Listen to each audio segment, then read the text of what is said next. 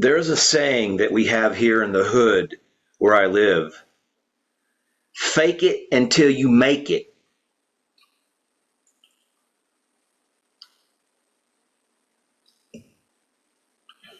And in this life that we live, this reality, this consensual reality, oftentimes perception is reality.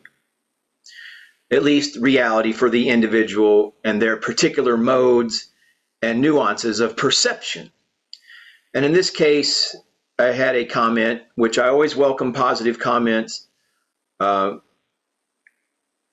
feedback, where a viewer, an esteemed viewer, had made the observation about a video, this video, and they said they listened to your recitation of an account of the Keys of Enoch, and they say, which is currently way above anything I have been able to hear from my spirit guides.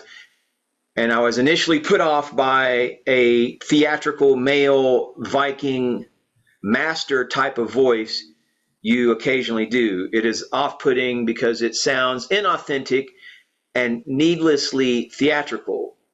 But that aside, you have a lot of insight. So, yes, I have well, first of all, I'm not a professional voice actor or anything like that. I'm a disabled U.S. Army veteran, aspiring writer and musician in my second career. But the tools of the trade, my trade craft, as far as being a professional video person, I don't know what you call this path. I simply am seeking to remind people of their divinity, because I lived for so long with marginalizing my own divinity and compromising that aspect of myself, to actually hiding it, somewhat, or not living authentically through that. And so I began this mission, of the Ombanda New Earth Ashram mission, to simply remind others of their divinity after I had been reminded of it for myself, my own divinity, and began to express that and live through that. So, along the way, I've been honing my craft, as it were, and you would not believe the kind of life that I had led prior to this mission of expressing my divinity and sharing divinity and spiritual technology, the kind of life that I was involved in. And those demons and ghosts haunted me when I began to make videos. They were very nervous about what I was going to talk about, which I've maintained my code, and but I've steered clear away from expressing details of my past. But that being said, I was constantly the target of cartel brujas.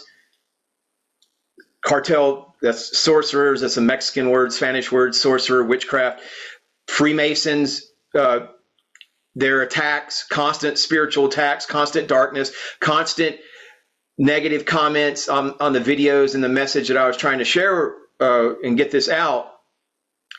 So, I adopted certain modalities of expression that perhaps to a certain person, they may not understand it. Why is this guy going on like that? But it was a way for me to positively express that sort of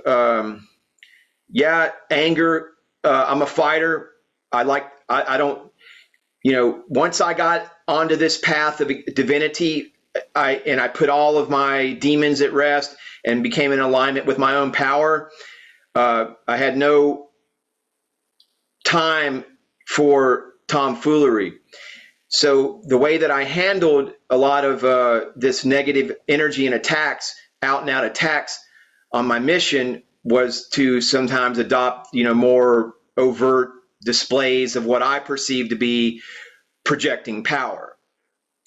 And, whether it came off authentic or not, that's obviously, that's done. It's already been done, and people are going to perceive things, even this message, how they will. Part of living authentically is expressing yourself, and not, even though I've also noticed in making these videos over the years that I have a slight lisp. Hey, people make fun of people for different things, and I actually had an ex-girlfriend of mine point that out to me one time. Oh, you talk with a lisp, and I'm like, what? What is she talking about?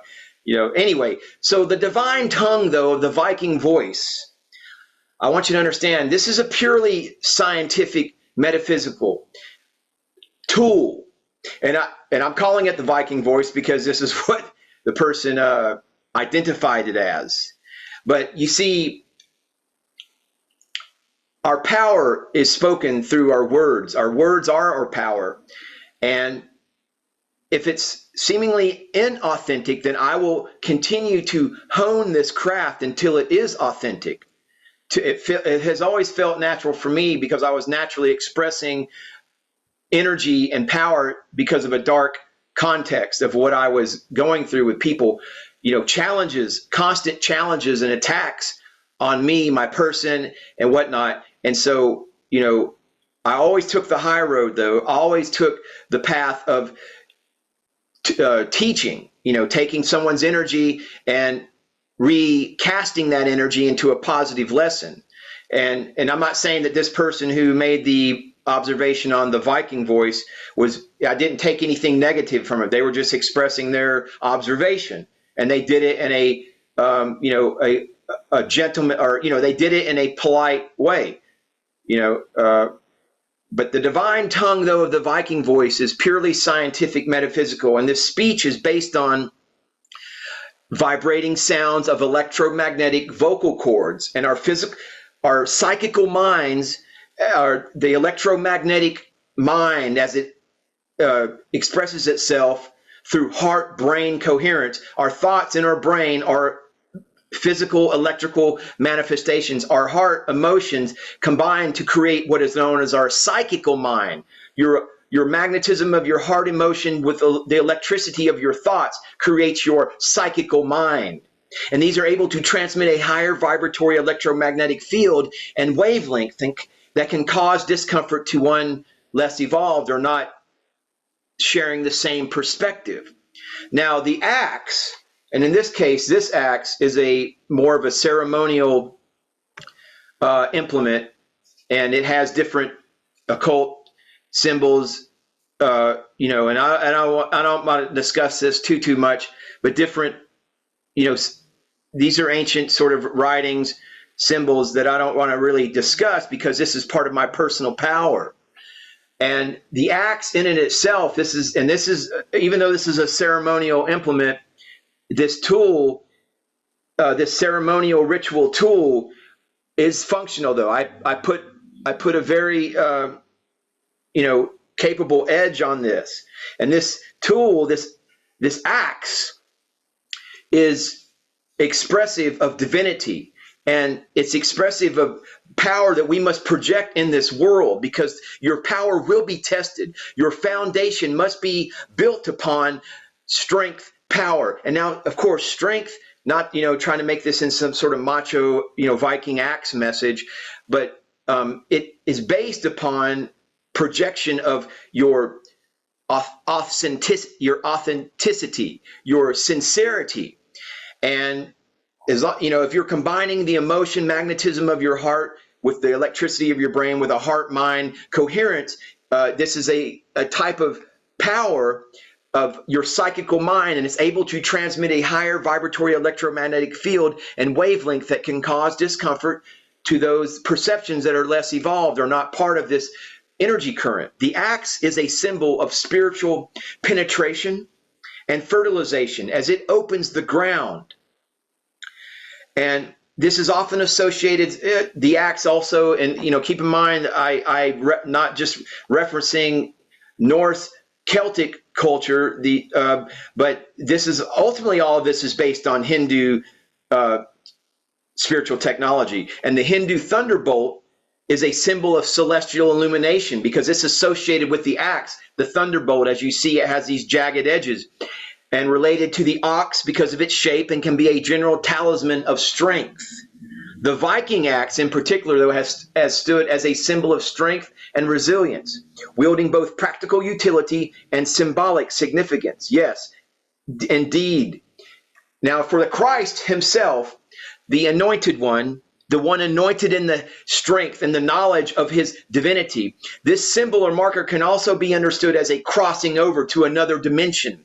This is a ritual implement, this tool, these voices, these hand symbols, mudras, the power and the projection of your voice, your Viking voice, your stage voice, your thespian voice. All these open other dimensions. They're portals. They open portals to other dimensions, transcendence, transformation, or transmigration.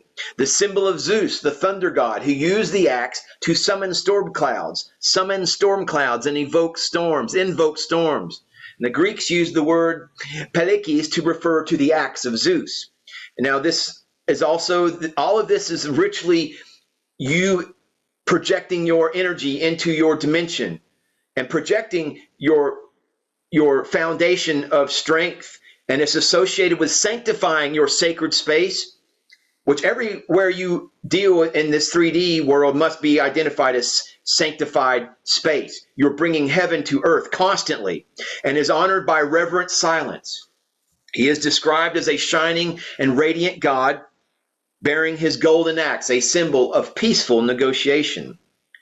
Now, along with all this ritual symbolism, I encourage you to research the brain homunculus map, whereby you will learn that the lips and the hands involve the majority of all the brain's electromagnetic activities, because the power of our manifestation arises from our spoken words, and the gesticulation of our hand movements, which are also the main components of ceremonial magic rituals. The hands are as expressive as the tongue. They can curse or christen, harm or heal, banish or bless. For centuries, teachers have used their hands to communicate powerful nonverbal symbols. They have used their hands to wield the divine acts of authentic divinity, to manifest divinity. We know that Joshua Emmanuel the Christ was a master at teaching with his hands. And my YouTube channel cover depicts one of Yeshua's, Jesus's hand symbols. As you might be aware, if you've looked at that, it's this hand symbol here. But this hand symbol cover depicts one of that the Christ used quite a bit, because I encourage you to research into hand mudras. Our divine power flows from the combination of our hands and our spoken words. And theatrically, I project potency and power. This is the way, and there is no other way. This is the way of projecting authenticity and divine power into your reality and rising in your meta-human mission to bring heaven to earth. Namaste. Namaskaram.